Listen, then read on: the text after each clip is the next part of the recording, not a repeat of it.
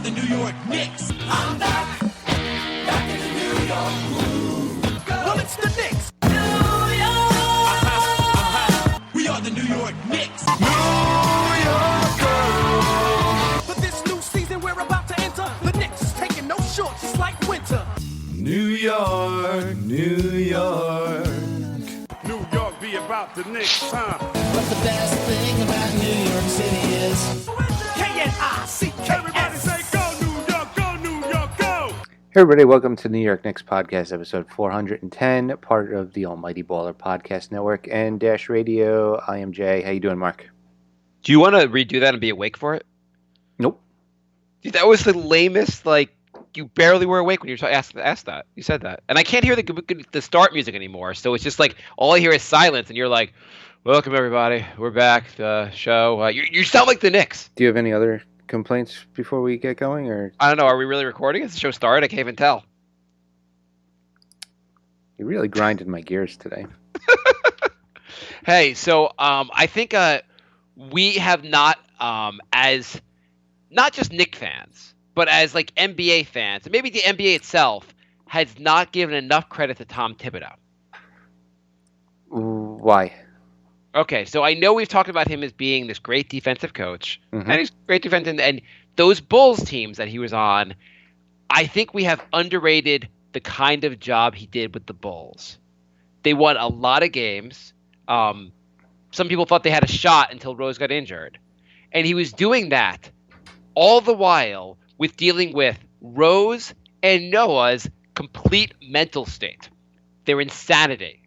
Well, I mean, Both Noah players. was a completely, actually both of them were a completely different player. Yeah, but I'm just saying, mentally, they both have come to the Knicks and have had mental issues with the Knicks. I don't know if, I just saying they both seem to have issues. I don't know exactly what their issues are, but both seem to have left the Knicks have to take a team leave because they couldn't handle it. Are you saying that And- just because Noah disappeared without any explanation? I'm saying Tom Tibbs must be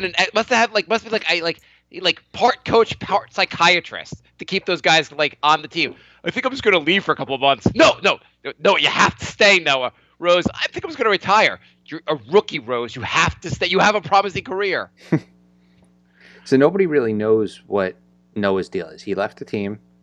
Did Mark Berman report that he was? Well, he screamed at Hornacek during the Golden State game, and didn't Berman report that he left because he's unhappy with him not playing, basically? Wait, he's unhappy with 0 minutes a game? Yeah. Weird. Well, I think when you play him for 2 minutes every once in a while, that really he remembers he's supposed to be an NBA player, and he's like, God damn it. He's really upset at what's going on. That's what I think Mark Berman reported that. I don't know if this is exactly true or not, but let's just assume that's the reason. Just like we'd assume the reason was Derrick Rose's whatever last year, that he was unhappy with the situation. Assuming he's unhappy, shouldn't the NBA have a way to get both parties out of it? When both parties are so unhappy, there should be an escape clause. It should be like football with non-guaranteed contracts. I wouldn't go that far because the NBA, you'll never get to the point where the NBA is going to. The Players Association has such an amazing deal with guys being. You can completely suck when you sign that big deal, you get your money. I totally understand that part of it. But there should be something where if both the player and the team are completely miserable with the role, there should be they should somehow be able to do some kind of buyout where most of the money does not count against the cap. I mean, it's tough because if you can't have it both ways. It's like if you're not going to have an out for the owners if the player doesn't step up, why would you have a out for the player if the owners don't play them? But why not have something where they both agree? They both agree. They take some kind of hit with the cap, but a lower than what they're paying him, and he'll get his full rent of money. And the boon to the team is they clear up cap space, and this guy gets to move on. If both parties are really unhappy, you know what? If your idea gets Noah out of here, I am all for it. I think also in some ways the Knicks should fine him for leaving. The Knicks should say, we're paying you $18 million a day. You're complaining about your job. In the state of the world right now, you're complaining about your job because you're getting $18 million to sit there and watch basketball. Right. They should just fine him and just drive him to the edge where he retires. Just do everything. Like, just anything to, like, the rest of the season should be about trolling him. That's not a bad idea. Just till he's, like, just to the point where he's, like, he doesn't actually take his own life, but just, like, decides he doesn't want to play basketball anymore. Can't you unretire when you retire? Well, he's not going to get paid, so it doesn't really matter. Well, I was going to say he could retire to get out of the Knicks deal and then go somewhere else, but nobody's going to pay him. I mean, people will pay him the bare minimum. Maybe. He's barely an NBA player at this point. Another team like Tibbs would probably actually give him a shot, like as a backup, maybe. No one's going to start him anywhere, but No. he has enough pedigree and like enough career that someone else is going to say, "Let me just maybe he'll be a solid backup for us." You don't think so? I mean, yeah. I mean, they'll be wrong, but yeah, I can see somebody doing that. I just think it's insane. And I understand him he's probably an extremely competitive individual. You can't get to this level if you're not. And this has to be insanely frustrating. But if you're Noah, is there some other route you could take? Like the team has decided you're not playable based on guys being ahead of you, and you took performance enhancing drugs. You're not playable. Is there something you can do to prove yourself? I mean, he's washed up. What can he do? There is no proving himself. He's Here's what done. you could do. If I was Noah, and I'm not, obviously, because I wouldn't be doing the podcast with you, Jay, but I would go to the team and say, I'm going to prove myself that I can be back on the court. Send me to the G League. I will keep playing and putting up numbers and dominating the G League till I force your hand to play me in the NBA games. That's what you can do. Yeah, but what if he goes there and he sucks? Well, he's not playing here anyway. Like, there's nothing to lose. You're already at like the lowest point in your career as far as like your amount of minutes you're playing. Yeah. You're on a team that's generally bad, a team at best mediocre, and they have said we can't play you. I'm wondering if he's trash in practice, because usually that's a sign of playing time on the court.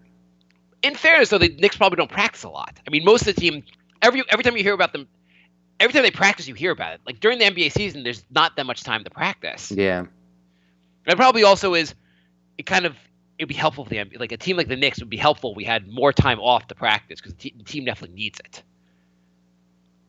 Yeah, I mean, I don't want to spend too much time on Noah, but I feel like of the two parties handling this, probably both parties are probably handling this wrong in some respect. Noah's definitely handling it wrong by having to take a leave of absence from the team. But shouldn't the Knicks, if they have him, they're going to pay him for the next 3 years, find some way to use him? No. No? No. The only reason I would say that is because I feel like we're going to have, Kylo Quinn's going to have to be traded or gotten rid of, since you can't bring him back. So you might just need it. He's here anyway for next 2 years. Yeah, this is a daily reminder not to make stupid, dumb contracts for vets that are washed up. The Knicks do it every year, and this should be their final, oh yeah, maybe we should stop doing that constantly. So, Joakim, we put what Jay just said on a T-shirt, and you need to wear that at the games. And put this bag over your head, too. So, speaking of ideas, anything else you want to say about this? No, let's move on. Okay. Speaking of ideas, the All-Star Game's coming up. Mm-hmm. And before we talk about anything Knicks related, are you excited for the new All-Star Game format? Nope. For those who don't know, they picked All-Star teams, but LeBron and was it Durant, the other team captain? Curry. Sorry, Curry. They had a captain from the East and the West. They got to draft their teams or pick their teams, kind of like you would do like playing street ball. Though we didn't get to see the actual draft. But now they're that's what it should have been. They should have done that live right before the game, so you could see the look on Kevin Love's face as more and more people are getting picked and he's not. Yeah, I mean that would have been kind of awesome. But that's the reason they also did not do that way, because too many guys have been upset with it, and you're not trying to create. As much as I would love to see the NBA, the players have a fist fight. The league doesn't want them to fight each other. They just want to make the game more interesting. They're no fun. Here's a way to make it more interesting. They don't have to fist fight, but it would be good if they wanted to fist fight. It'd be good if they had burning desire to injure each other for the rest of the season. Yeah, I'm not saying they should do that, but if they wanted to do that, it would be really cool. It would have been really cool when LeBron drafted Kyrie with his first pick, and Kyrie said, "Go F yourself," and then Kyrie had to be escorted onto LeBron's team. But here's my idea, and I have lots of good ideas. The NBA should listen to me because I have better ideas than they do. So you take the two best teams from each conference, or the best team from each conference. So like the Golden State Warriors, arguably right now the Celtics, over the Cleveland. You take the Golden State Warriors, Arguably, clearly. the Celtics. Yeah. Well, I would say arguably because they'll probably lose the Cavaliers in the playoffs. It hasn't happened yet, but they probably will. Anyway, so forgetting what's going to happen, let's say you take the Celtics and the Golden State Warriors. You take the Golden State Warriors and you have them play the East All-Stars minus Celtic players, and then you have the West All-Stars play the Celtics minus the Warrior players. So you want 2 All-Star games? Yeah, but it would be a great like pride thing. You were saying you're like the Golden State Warriors. They're gonna beat the East All Stars. Winner of this, or you could do it with one. You don't have to do both, I guess. You could have the Golden State Warriors versus everyone else. But how cool would it be if the Golden State Warriors act like we're playing to actually beat the All Star team? And actually did.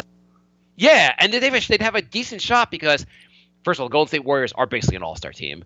But second, like you have one team that's been playing together for so long, has real chemistry, versus guys that are just put together yesterday and have no chemistry. Even if they have all-star level talent, it'd be a competitive game. Yeah.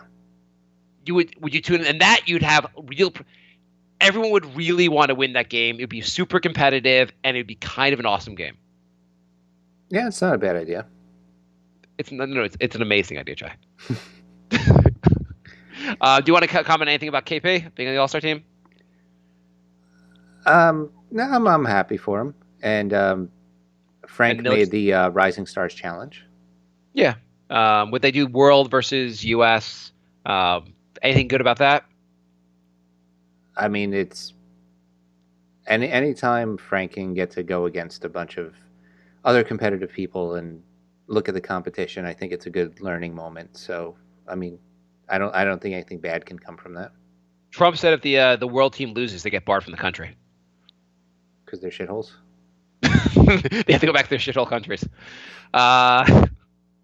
So I have a couple other things. So this week the Knicks played the Warriors, the Nuggets, the Suns. Anything you want to say about these games? They lost to the Warriors. Did you watch any of the Warriors game? They actually played much better against the Warriors than I thought they would. The Knicks always seem to play better against the good teams and then like can't beat like the worst teams in the league. These games were on late, so like the Warriors game, I got through halftime. The Knicks were up. I was like, there's no way this goes this is not going to go well from here. So I just went to sleep and I woke up and I was like, oh, the Knicks got crushed in the second half. No way. Yeah, you chose wisely, sir. So what do you think about KP sitting against the Warriors?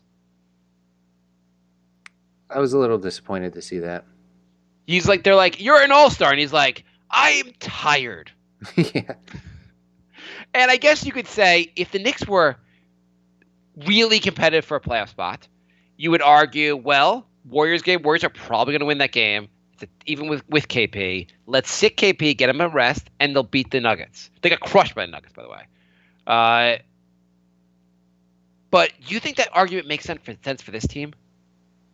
No, I mean, unless they give him like a notepad and they're just like, you study this game, watch everything they're doing.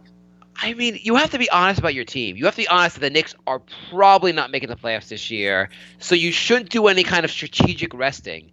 I understand if KP needs rest or he's really injured, by all means. If it happened to be on the night they're playing Golden State, well, that's quite a coincidence. But it seemed like they chose the Nuggets game over the Warriors game. And if anything, you might want to just said, like, let him play against the Warriors and be really challenged by the best team in the league. I mean, either way, they lost both games. Last week, the Knicks were 3 games out of the playoffs and 4 games out of a top 5 pick. This week, they're 4.5 out of the playoffs and 4 out of a top 5 pick. Yeah, so things are moving, I guess, in the right direction.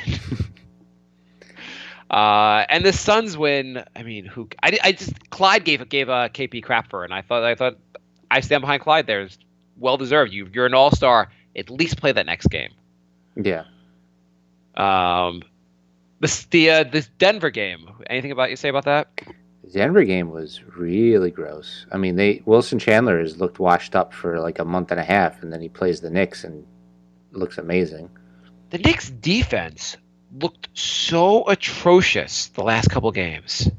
Yeah, I mean, I know they were playing way better on defense than we expected, but now it seems like they're like, oh yeah, like this is the way we're supposed to play on defense.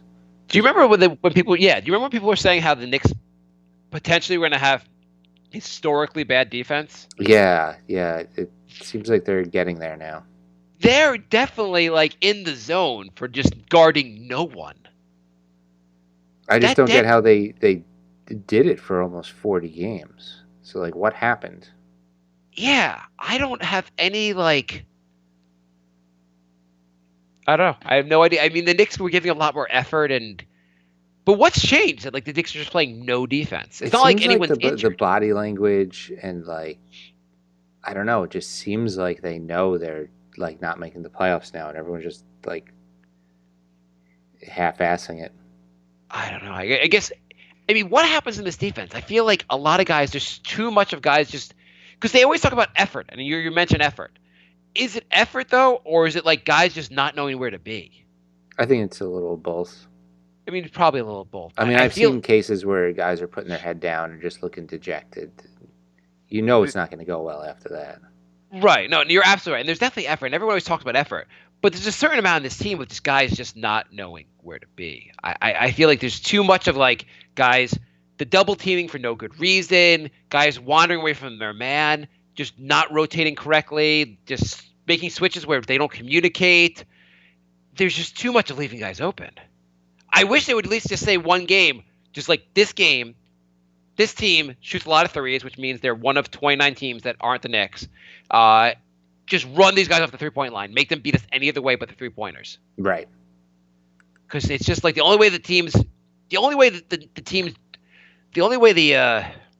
just so frustrating. The only way the teams don't beat the Knicks is by just they miss the three-point shots because they're always open.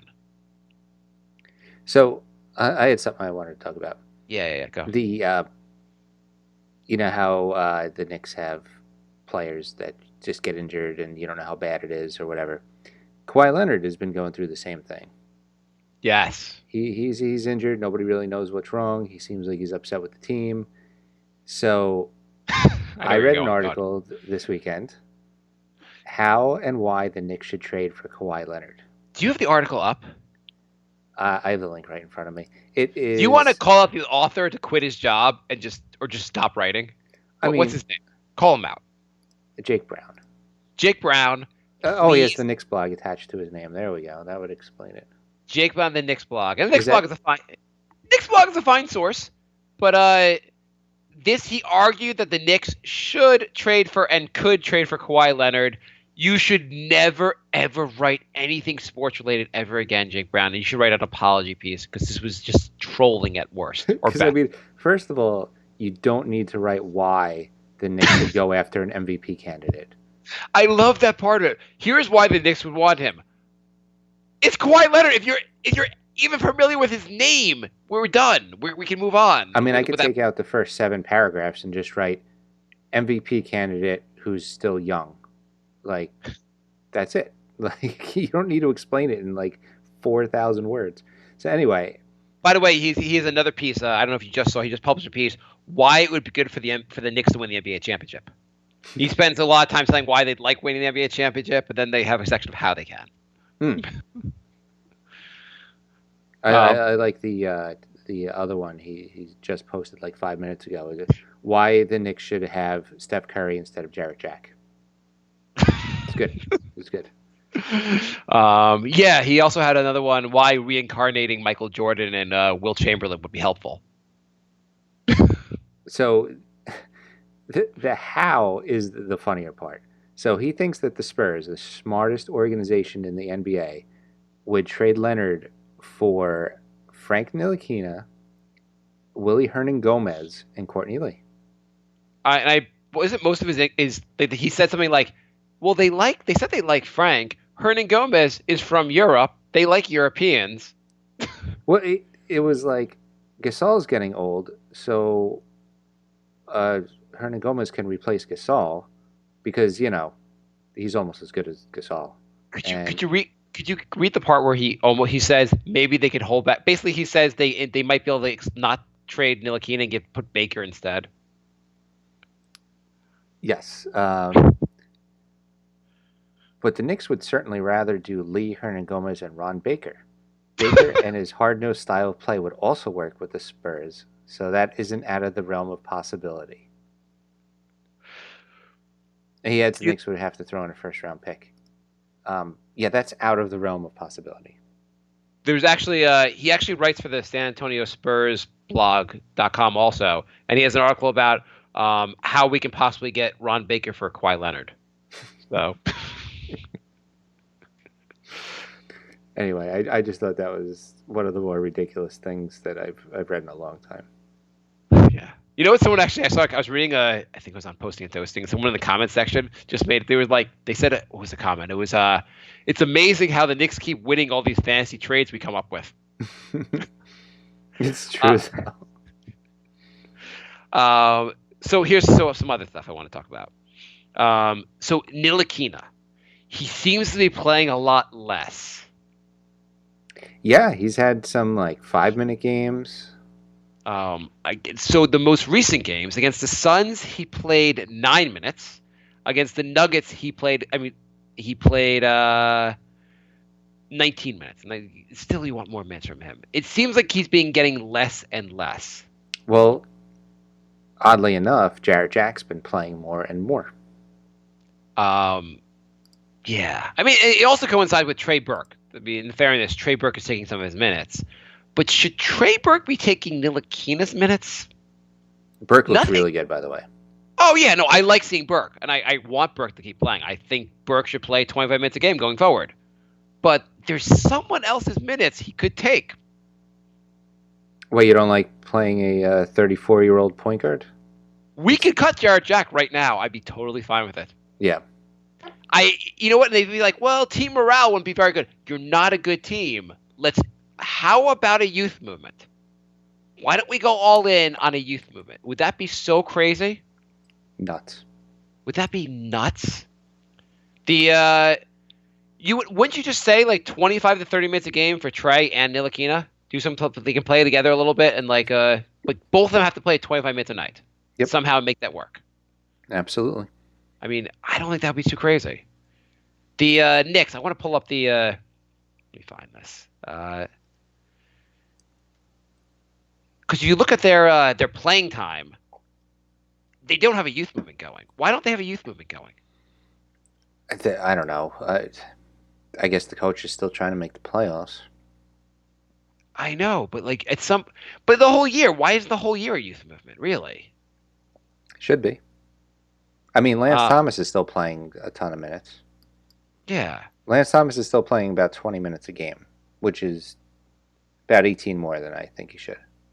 Yeah, it doesn't seem to make a lot of sense. I'm trying to find the stats on the why the NBA.com doesn't give me minutes. Total Basketball Reference will probably be better.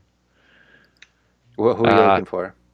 I want to look at I know I've seen this before. The Knicks team, the minutes played. Oh. Leaders. Let's find. Let me find this. Oh, here we go. I mean, I know Jack has got to be triple all the other point guards. And ESPN's giving me. I know this is not very helpful for me doing it this way, but they just give me minutes per game, and it goes Tim Hardaway, Courtney Lee, Kristaps, Jarrett Jack. It's just Hardaway, a guy you want to develop, makes sense. Then Courtney Lee second. I like a lot what I see from Courtney Lee, but don't really need to develop him or have him be number 2 on a minute. So let's see, young guy, old guy, Kristaps, young guy, then Jack, old guy, Cantor, youngish, but then McDermott, then Ntilikina, whatever. It's just the Knicks are playing too many old guys when they should be just playing young guys. Agreed. Why is Dotson not playing anymore? Yeah, Dotson played 1 minute this week. Yeah, 1 minute. 1 minute. He's been playing in Westchester and playing well.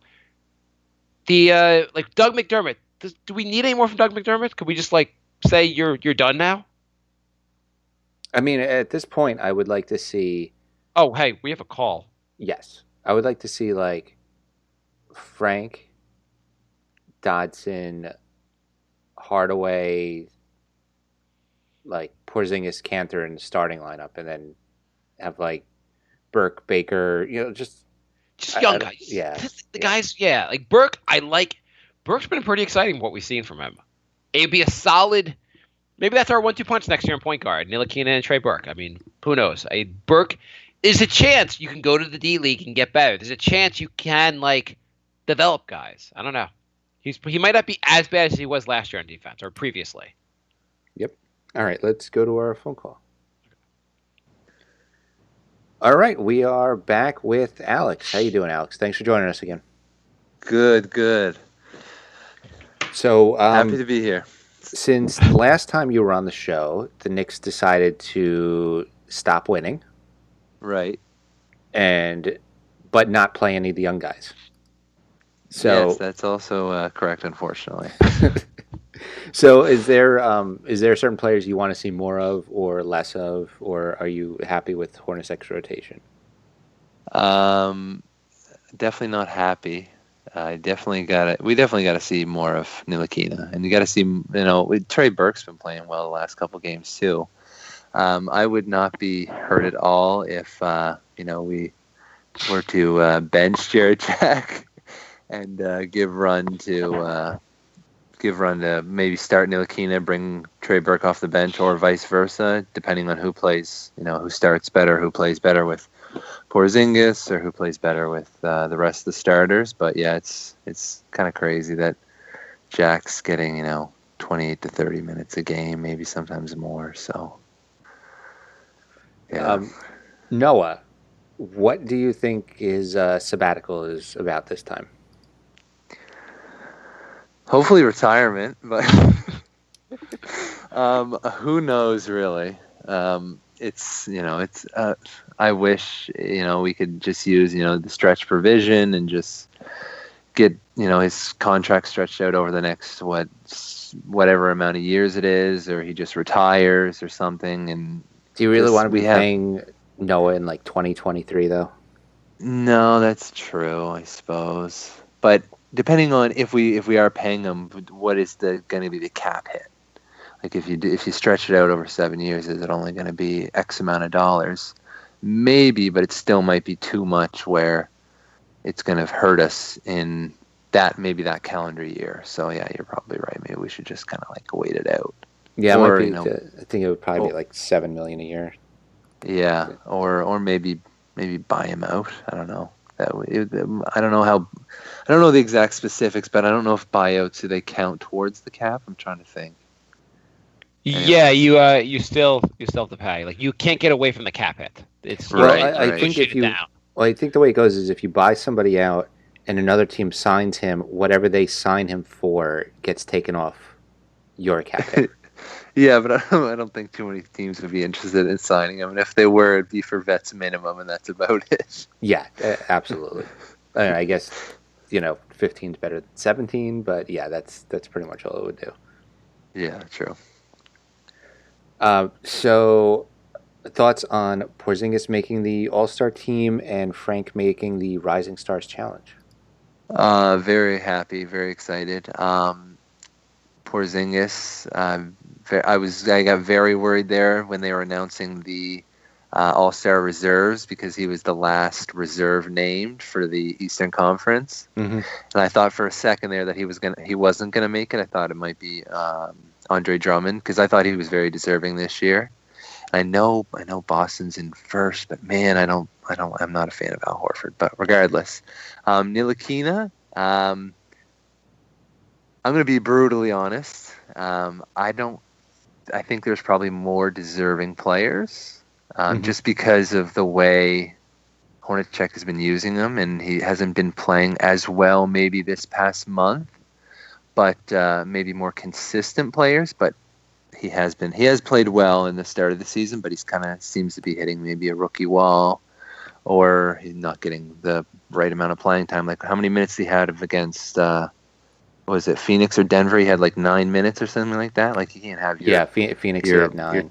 You can't have your 8th overall first round draft pick get 9 minutes against the worst team in the league. That's just ridiculous to me. But The guest we had on last week feels that he's going to be as good as Jason Kidd. So maybe he's just, like you said, rookie wall. yeah, I heard that. I do listen to the podcast every week, and When you said as good as Jason Kidd, do you mean that he will also get fired by the Milwaukee Bucks? No, yeah, I'd love if Ntilikina was as good as Jason Kidd. Wow, that would be amazing. Jason Kidd is top 10, top 5 point guard of all time, I would think. Like, yeah, I would put him in top 5 easily. Like if Ntilikina was anywhere as near him, I would be extremely ecstatic. But it's going to be a tough go ahead with him getting, like I said, 9 minutes against the worst team in the league. Like, if you're playing against teams like that, who else are you going to play but your bench and your rookies that you want to develop and gain experience, and those are the type of games you want to give them experience in. So I don't know what's going through his mind, through Hornacek's mind right now, but I'd like to be a fly on the wall in his office. So are you still in the mindset of trying to get a bunch of wins, squeeze into that last playoff spot, or are you all aboard Team Tank? I would as selfish, maybe it's just me, but as selfish as it sounds, I'd still love them to make playoffs. I know we should be going for tank and get like good draft picks, but when I first heard Kemba could be an option, I always thought that would be a great idea as long as we didn't have to move Frank. I seen something on Twitter where someone thinks we can get Kawhi Leonard for a package that seemed pretty ridiculous to me, but You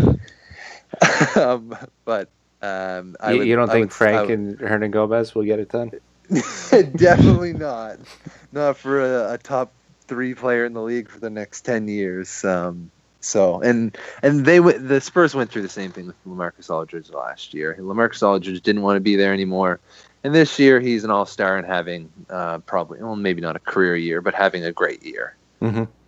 So, yeah, I would like them to do as well as they can and make the playoffs. But then again, on the other hand, I would hate for them to get in and maybe get like the 9th seed and like just miss the playoffs and then be out of the lottery. But if you're anywhere from 8 to 10 anyways, you're pretty close of where you're getting your pick. So like if you're 8th overall and we're the last team in the playoffs, we're pretty much guaranteed via the lottery to get the 14th overall pick. And if we're 15th or 16th, then it goes by record after we're out of the lottery. If we were to make the playoffs, I should say. It would be the 16th that we would. Anyways, you guys know what I mean. Here's just to jump in real quick. Is there anything the Knicks will do that'll end up making the playoffs? Do you think they're realistically going to make the playoffs? And that's the first question. The second question, is it worth trying to make the playoffs if it means that we're going to go heavy on the vets and less on like Ntilikina barely plays, or just basically you're going full vets to try to make the playoffs? Is that do anything to the team? I definitely think that hurts them in the long term. See, maybe I'm a little too optimistic, and seeing Ntilikina play in the start of the season, but from my realm of possibilities, maybe we can push for playoffs with playing some of the younger guys a little more minutes. Like maybe let's say Ntilikina doesn't play 9 minutes, but say he plays 20 to 24 a night, and we still push for playoffs that way. But definitely, I definitely would not want us to push for playoffs if he's going to play 10 minutes or less a night. That would hurt his development. That would hurt his confidence, and that would hurt, I think, a lot of people's overall view of the team and how we develop players, and maybe other draft picks or other players that we would draft would say, "Oh, I don't want to go to the Knicks. Look what they did to Frank." Well, they played him 10 minutes a game, and he was the 8th overall pick. They had really high hopes for him. They played Jarrett Jack, who's probably the 30th best point guard in the league.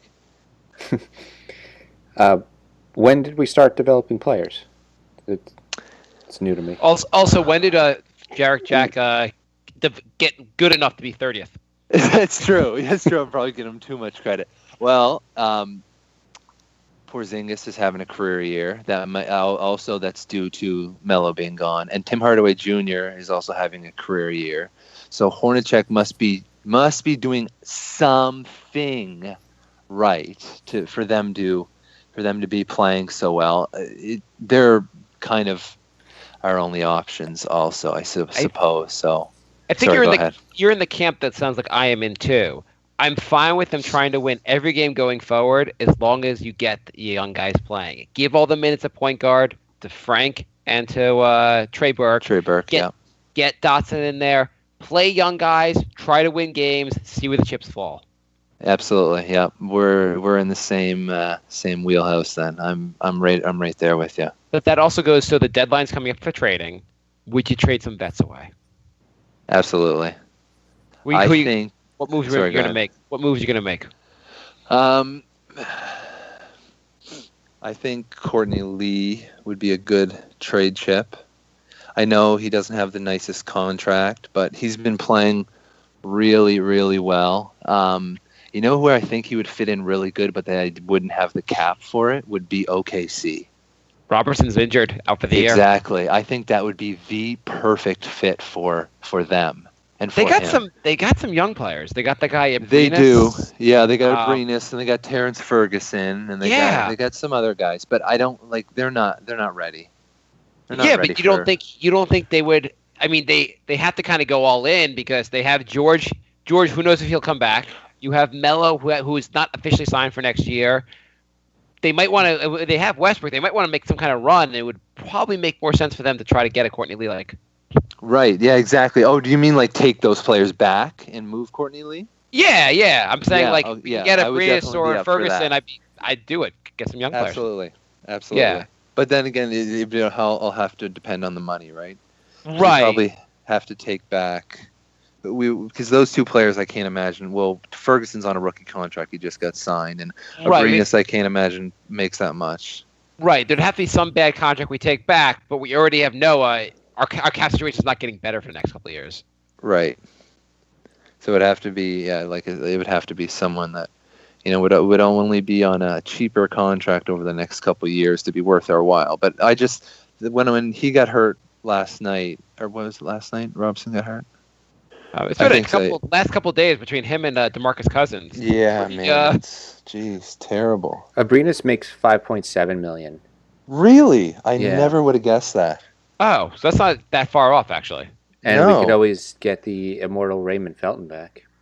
Oh my gosh, Raymond Felton. Yeah, that would be an interesting play. Another veteran-laden point guard that we don't need, but it'd be great. We could always waive him. Yeah, it'd be great. They're like Felton, I'm excited to join the team. Don't get on the flight. Yeah, basically stay there. We'll waive you, and they can re-sign you the vets minimum or something. Felton 3.0. Yeah, no, but for OKC, I think that would make a whole heck of a lot of sense after losing Roberson to get a guy like Courtney Lee, who can play defense, who can hit threes, and is leading the league in free throw percentage at 94, 95%. Mm-hmm. That's a no-brainer to me for them. His streak ended for the Knicks at 54 in a row, was it? Knicks record? Yeah, something like that. Yeah, I think it was a 54 or 55, I can't remember. Something like that. But then he's missed 2 of his last 3, so now he sucks at free throw shooting. He's horrible. Might well be he's like Shaq out there. Yeah, he's just bricking them. No, but no, so Lee would definitely be an option. O'Quinn would definitely interest me. If I was reading reports, obviously who knows if they're true or not, but if Golden State was ever interested in O'Quinn, what are they gonna give us back for him? That's what I'm thinking. I'm like, I can't fathom he would be worth their first round pick, even though it would be 30th overall. And the second round pick is pretty much, you might as well just sign a free agent. Yeah.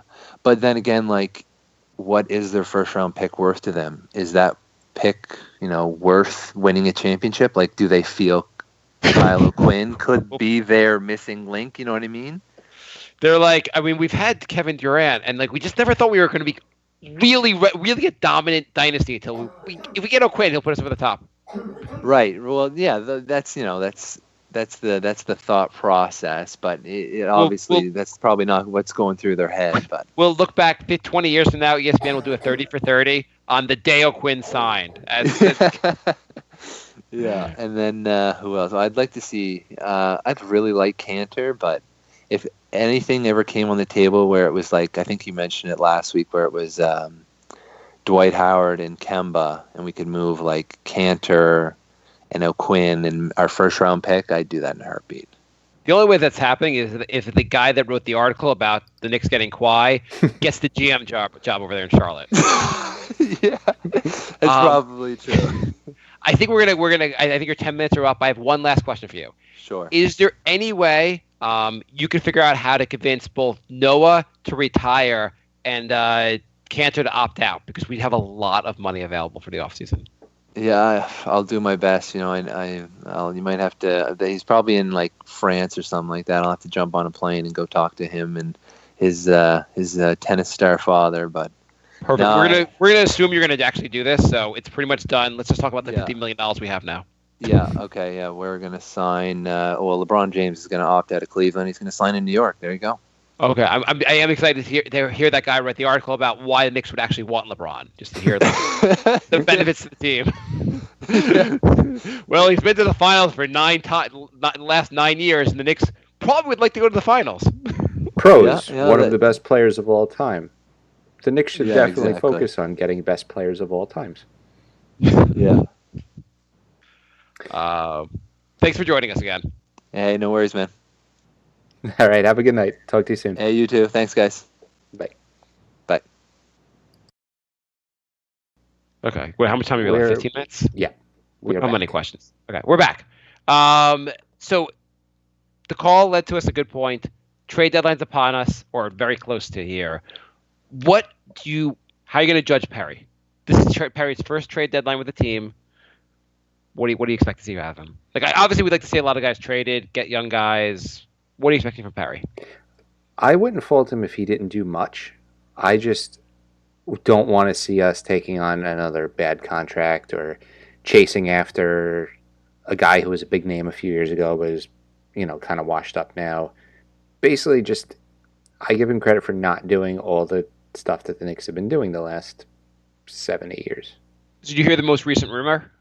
So the Knicks, I don't know if you heard or not, and this is, I guess I'm going, Mark Berman's my only source for everything now, I guess. Rondae Hollis-Jefferson, apparently they inquired about him from the Nets, but he would have taken a first-round pick, and the Knicks, that was too much for the Knicks, which is totally fine.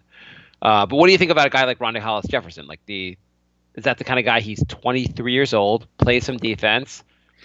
Not incredible, but he's a decent player. That's a nice move. I think the Nets are just going to say first-round pick for everything just because they're so bitter about giving away all their first-rounders that they're trying to make up for it. Except the Celtics call up. The Celtics are like, how about we get your next 5 first-round picks? Oh, for you, Celtics, of course. I like the idea. Now, forgetting whether Rondae Hollis-Jefferson is the right guy to go for, just in theory, going after a young guy that's more of a long-term play. Who plays defense. Plays in defense. Yeah. Athletic and plays defense. That seems like at least Perry's head is in the right place. How awful if you... if you heard him connected to a name that made no sense, at least that makes some sense. Right, which I'm not used to, so I don't know how I feel about that. Yeah, I mean, I of the players they have here, Kyle O'Quinn, just take whatever you can get for him. Nothing against him, but he's definitely, if you're definitely not coming back next year, we should really try our best to get whatever you can, even a second round pick for the guy. Right. Do you think Jack has some value? Could we get a second round pick for him? Yeah, I mean, for a team that needs a backup point guard now. If you're Cleveland Cavaliers, wouldn't you rather have Jarrett Jack than Jose Calderon as your backup? Or Rose or whoever the hell else they're running out there at point guard, yeah. Jack at least is more serviceable than those guys. Right. Yeah, so, absolutely. I mean, the Cavs, whatever you can get from them. I mean, same with O'Quinn. Courtney Lee, earlier in the year, I think we said he was not tradable. Sorry, we shouldn't trade him. Have you changed your mind at all? No, I think you need at least one veteran presence out there, and that shouldn't be Noah. Yeah, I feel like I'm coming to the point where I'd like to explore. If you get a first round pick for him, I think I'd trade him. Well, yeah, but I don't think you're gonna. I don't know if you're gonna get a first round pick, but the Robertson thing sounded like a really good. What do you think of that? what? Robertson got injured. Yeah, he's out. So the basically Oklahoma needs Courtney Lee, basically a guy like him. Oh And yeah, so No, I getting think, a guy like getting Lee's guys like Abrinas would make a lot of sense. Yeah, I think Lee's a great fit in OKC. Yeah, yeah. I just feel like you look for see if you can get something that would make some sense. You want to move the questions? Yeah, sure. Okay. Our email is nyknickspodcast@gmail.com. Oh, before you ask the question, just would you rather have Mark Jackson or Jason Kidd as your next Knicks coach? Jason Kidd. Okay, go on. Not even close. Mark Jackson didn't think Draymond Green was good. That's enough for me. I don't know. Jason Kidd is not exactly the guy. He was a great job coaching the Knicks to 54 wins, but since then his resume does not look great. It doesn't look terrible. I mean, the Bucks were in a playoff spot. Yeah, but I mean, like they fired him because they didn't think he was doing a good enough job with the team. I didn't watch enough Bucks games to comment, but I mean, other than Giannis, it's not like it's a very stacked team. They just got what's his name, Bledsoe. Look at their team. They have a decent. They should have more wins. I mean, look at their team. They have they got Middleton. They got a solid team. The Bucks right now are 4 games over 500. But if you look at this team, it's not a bad roster. I mean, it's not an amazing roster, but like Yeah, it's a roster that's basically exactly where you'd expect them to be in the standings. no. You got Adam Greek Freak. I can't even pronounce his name. Greek Freak, arguably going to be a top 5 player in the league, right? Mm-hmm. Yeah. Bledsoe, very good point guard, not amazing. Brogdon, rookie of the year in a down year. Middleton, who's a solid player. I feel like there's enough that they should have more wins. Not exactly like the most amazing East ever. Yeah. Okay. Anyway, we're NY Knicks Podcast on Instagram and Twitter and Facebook. TheNewYorkKnicksPodcast.com is our website. We have Knicks shirts, so you can support the show through that. Or you could support the show through Patreon, patreon.com/NY Knicks Podcast. You could donate as little as $1 a month, and you help out the show. And we have Knicks pens. Yes, Pens. we do. We have New York Knicks pens. New York Knicks podcast pens, which are setting the world on fire. They are. So if you become a Patreon, you could get one of those pens. Rumor has it, Israel, Palestine, peace accord, signature will come from a New York Knicks podcast pen. Go on. There you go. Lock it in.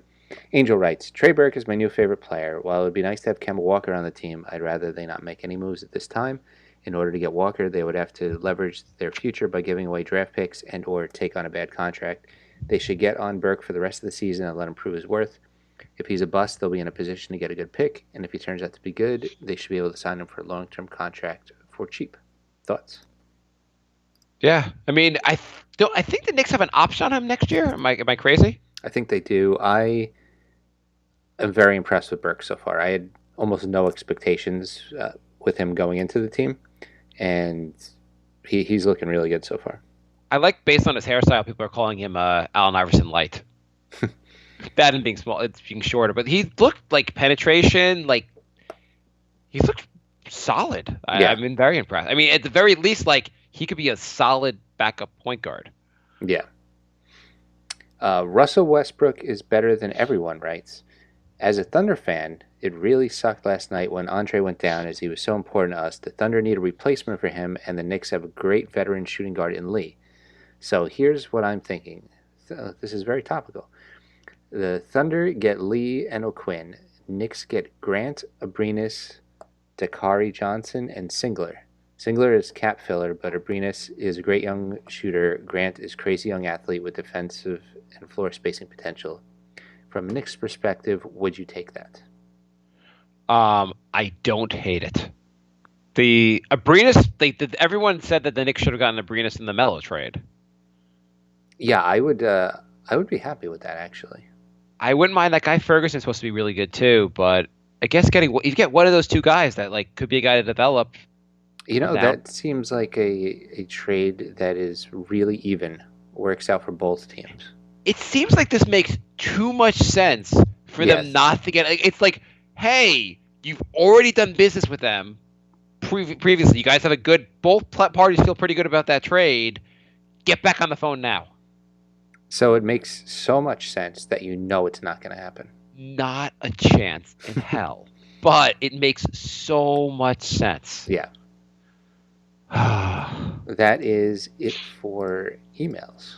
Okay. We got a couple new iTunes reviews, so I want to thank everybody who's doing that. Those really help out the show.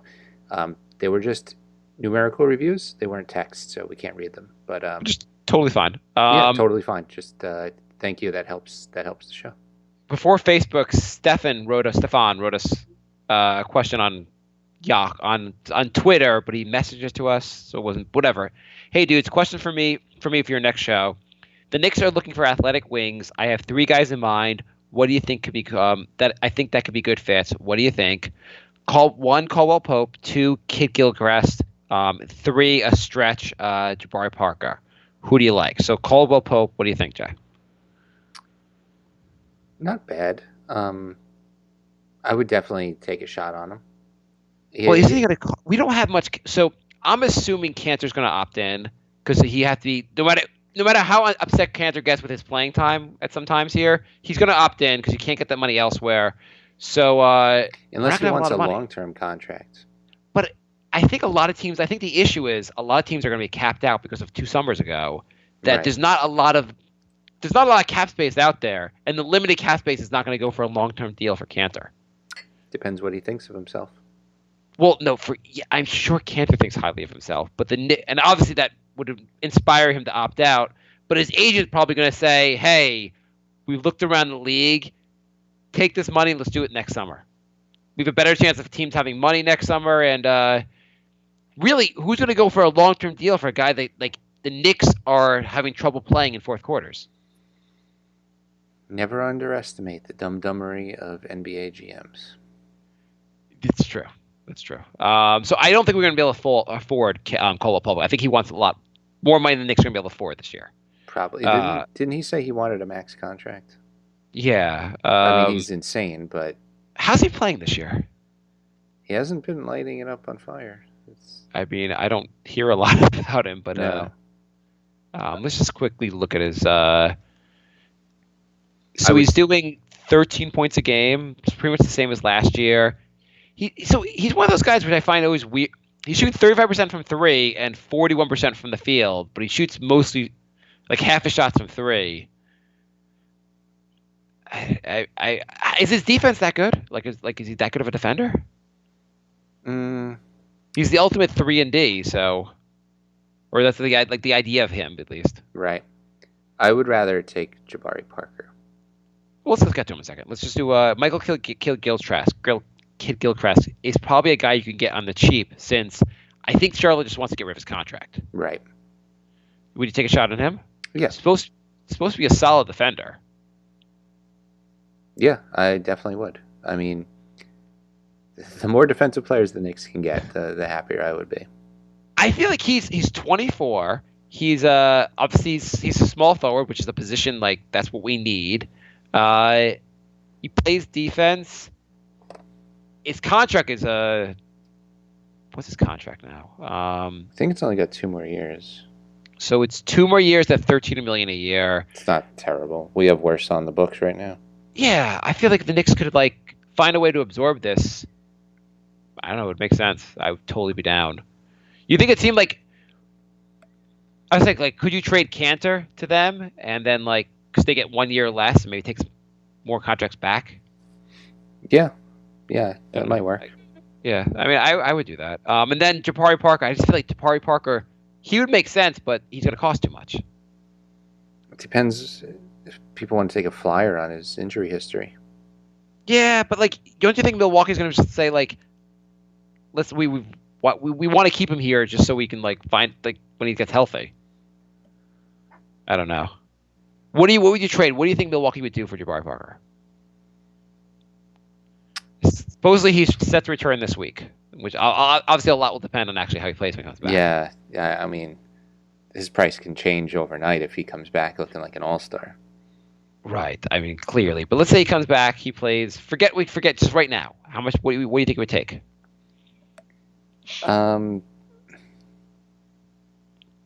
I would say Cantor and a draft pick. Really? Yeah. You think they have? I don't see that. Do you think that's what the Milwaukee's like? We need Cantor. We wouldn't play Greg Monroe, but Cantor makes a lot of sense. I don't know what they want. Yeah. I feel like can't they're think- missing something, but I don't know what they're missing. Yeah. No, I mean clearly they are. I don't watch enough of Milwaukee's games, but they should be better. Yeah. Maybe depth. They like Hey, Maybe- Cantor's a good bench piece. Cantor. Take Doug McDermott. Take you can have all the vets you want. Take our bench. Yeah. Frank writes, we're on Facebook. Frank writes, in retrospect, we probably should have traded for Kyrie Irving. Yeah, we didn't want to give up a draft pick. Was that really an option, though? Like, do you think the Knicks, like, how much of an opt out with not trading KP? Were they really in play for him? I don't know if we dangled that draft pick. Kyrie's pretty good, obviously. I mean, obviously, it's still way too soon to tell about Frank, but and I am also I'd be worried about Kyrie's injury history. Yeah, I mean, I would like to have Kyrie Irving. I don't know where it gets. We have to really build a team because, like, just adding. If you add Kyrie Irving to this team, yes, it would be a lot more fun to watch. But are we winning a title suddenly? No, what you need to draft somebody that's a difference maker because when you keep doing what the Knicks are trying to do, you can't add enough players because they take up too much of the cap space. I mean, I was watching Golden State play the Celtics the other night. I guess last night, actually. Last night. I was thinking about Golden State. What's the most amazing thing about Golden State? Not the most amazing, but one of the more amazing things is forget the starters. Look how solid of a bench they have. Mm-hmm. Like somehow they convince what's his name? The point guard. Livingston. Like he could start. He would start for the Knicks in a heartbeat. Mm-hmm. And he's just like happy to take some like not that much money. He's playing there. They got they had such a great bench. Well, when you're a championship factory, that's players are willing to go there for cheap. Yeah, I mean, but like you just look, even the Celtics have so many. We just need you need to like be able to have eight guys that are all really really good players. You can't do what the Knicks have, and guys like you can't. Not to harp on Doug McDermott or Ron Baker, but these guys aren't real. Like they're not that good. Like, we have a lot of guys that are just not that good. No matter how much we want to say, I mean, we love Kylo Quinn or like, Kylo Quinn. He's fine. He's not that good. Right. Kenny writes, how close are you to the tank mode? Our defensive urgency has dropped off massively, and now we are shipping 100-plus points a game each night, or dropping, or I don't know what word he meant besides shipping, but 100-plus point a game a night. I'm giving it a fortnight. So Kenny's on the tank mode. What do you say, Jay? I announced last episode I'm all in on the tank. Yeah. I mean, I know it's depressing to do that with 30 games left, but I don't see the point. How do you get to the point where your team plays defense? How are we not going to be this like? So here's what I've realized. So Phil got here. The team was finishing up a 37-win team, right? Mm-hmm. And we had to tear it down because that team was horrible. It's been 4 years. We probably won't get to 37 wins this year. Well, that's depressing. And next year, how are we getting to 37 wins next year? What's changing? KP's going to get a little better. Frank hopefully gets a little bit better. What else happens, Jay? We draft someone and don't play him. Dotson, like we've said, like he really develop in Westchester during next year. I don't know, man. We got to play long term here. Julian writes, one, I'm probably gonna get hated for that, but did he write our first question? Am I missing this? No. One, I'm probably gonna get hated for that, but consider it our rubbish defense and his big contract. Would it be wise to perhaps trade Cantor for a better defensive 4 or 5 to allow KP to focus on his offensive game and to relieve some weight off his shoulder going forward? Perhaps include Thomas in the deal. Would you trade Cantor? I don't think he's untouchable. I would trade Cantor. His defense is just. I don't think he's a long-term piece next to KP. Right. Would you trade Cantor for Robin Lopez? Oh my God, I would, but it's just so depressing that we had Robin Lopez and now we're looking for a guy who's just like Robin Lopez. I mean, not that Robin Lopez is the greatest thing ever, and we could probably use someone better than him, but he seemed like a better fit next to Cantor's really good in offense. Like, his offense is great, and his rebounding is great. But, wow, he's so big and can't stop anyone. Yeah. And Julian also wrote, too, if yes, what could we get in exchange of these two before the trade deadline? So, Lance Thomas, do you think Lance Thomas has some value? No. You don't think any team would want to trade for him? Nope.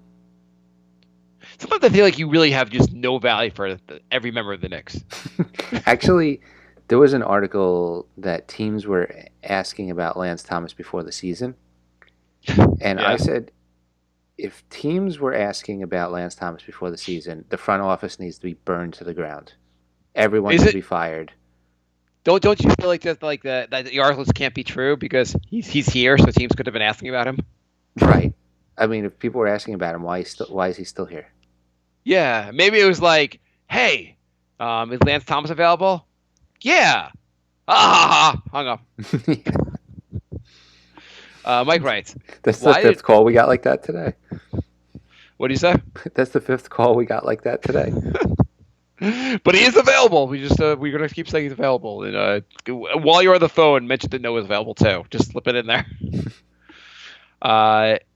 Mike writes, why do Knicks fans overrate our own players when it comes to trade ideas? The Warriors are interested in O'Quinn and some Knicks fans are posting O'Quinn for Clay. And when there's a rumor of Leonard might be unhappy in San Antonio, I see on Facebook Knicks groups posting three-way trades where we give up Cantor and Noah but end up getting Leonard. LMFAO. I mean, it's part of being a diehard fan. You have such passion for the team that you overrate everybody on the team. I mean, we've done it before. We were crazy about Landry Fields. Yeah. Well, psychologically, they just, outside of basketball, it's just generally, they say you overrate things you own. Mm-hmm. They've done studies where, like, it's not even get into it, but you overrate stuff that you own, and the Knicks fans feel like they own or like this is their team, so they overrate everyone on the team because you watch them night in and night out. You feel like, how could someone not want Landry Fields on their team? Right. Who do you feel like you overrate the most on this current team? Yeah, I'm probably for trade value. Like, who on this team do you feel like you would need? Who do you overrate? To interpret however you feel like it. I mean, maybe Courtney Lee. I'm maybe Frank. Yeah, maybe Frank. I know. I kind of am really high on lots of. Maybe Trey Burke actually right now. I'm overrating Trey Burke. I mean, you're right. I don't rate many players on this team very highly. So. You really are you're pretty negative about what we can get for some of these guys. I feel like Courtney Lee, we should be able to pull off what we were talking about for OKC or get a first round draft pick for him still. I feel like his contract is actually, I think it's a good contract for $12 million a year for him. There's so many worse contracts out there. So many. A lot of them on the Knicks. I love the O'Quinn for Clay. Nick writes, how big of a slap in the face was it to read that there was potentially a deal in place to send Kawhi to the Knicks last summer? I responded to Nick by saying, not falling for this, especially after Googling it just to make sure it wasn't true. Lee writes, it seems teams practice less and less during the season. What are your thoughts about resting, do not playing players and having more practice sessions?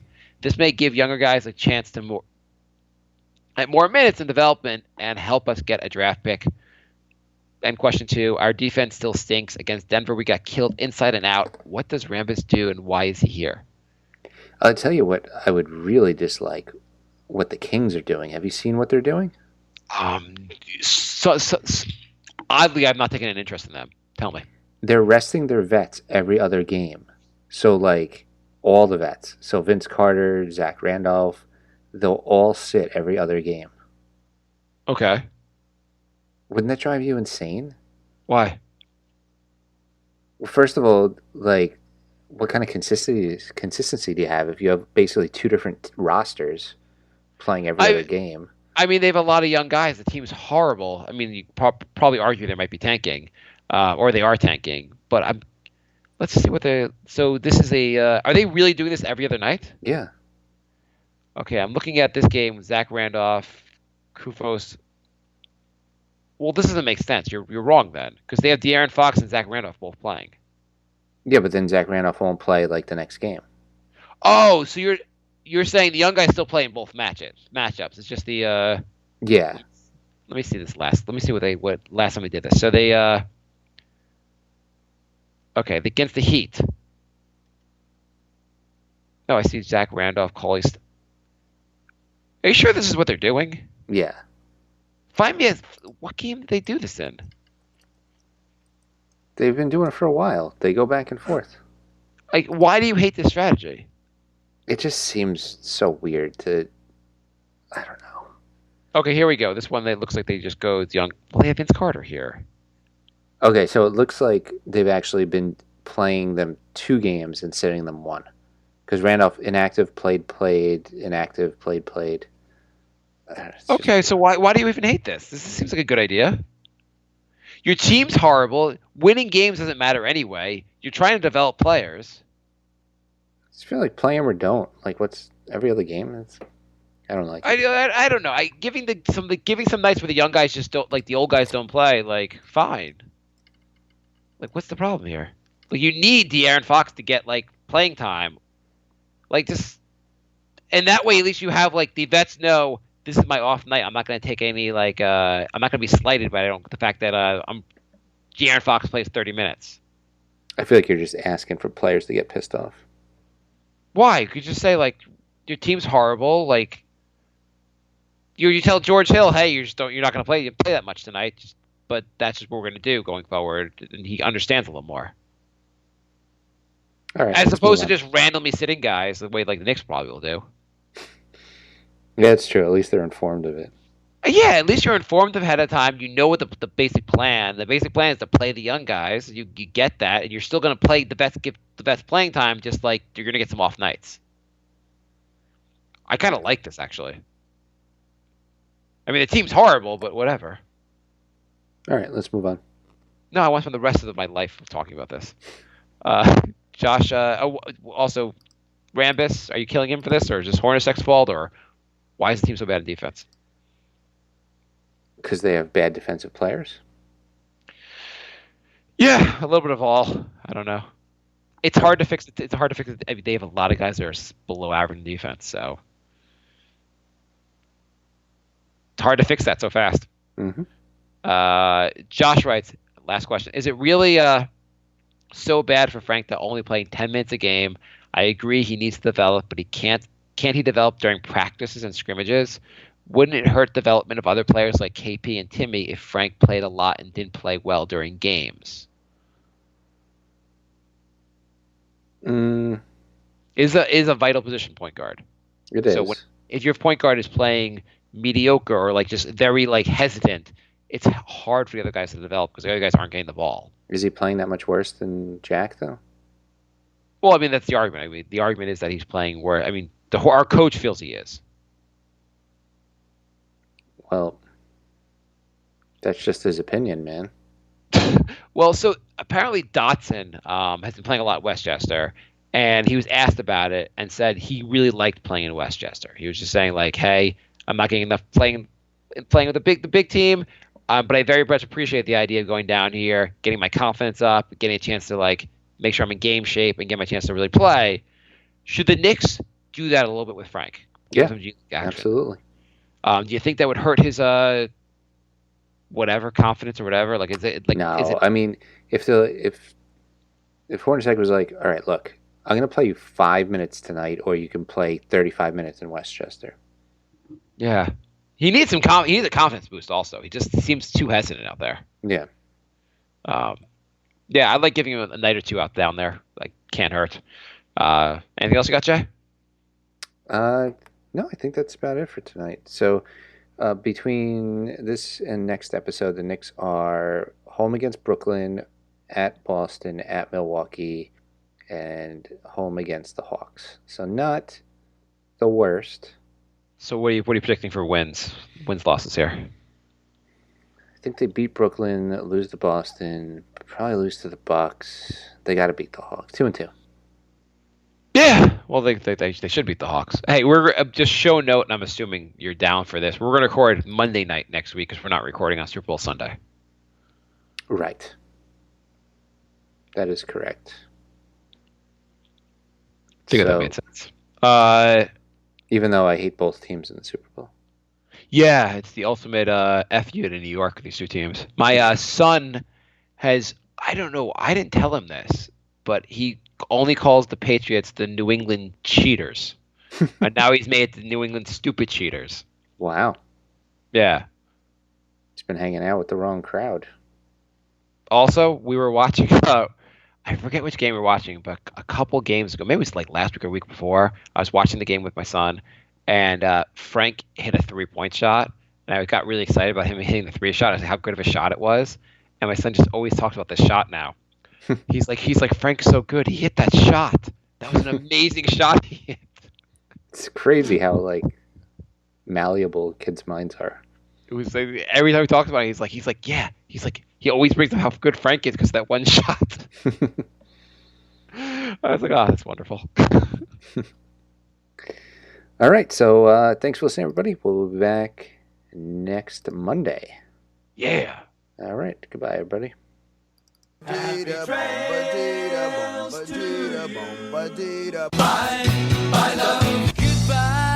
everybody. Goodbye. It's all over. Goodbye. It's time to go.